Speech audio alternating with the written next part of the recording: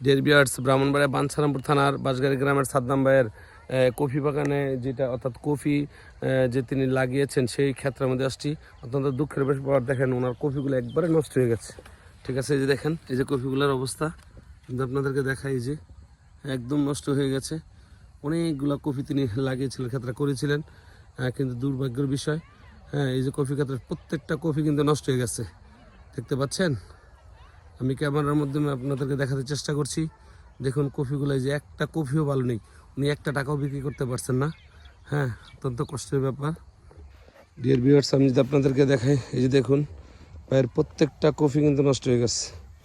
ঠিক আছে, কৃষকরা কিভাবে করবে বলেন, এইভাবে দেখছেন কফিগুলা নষ্ট হয়ে গেছে। আল্লাহ আল্লাহ আল্লাহ আল্লাহ, দেখছেন কফিগুলা খাবারের মতো না।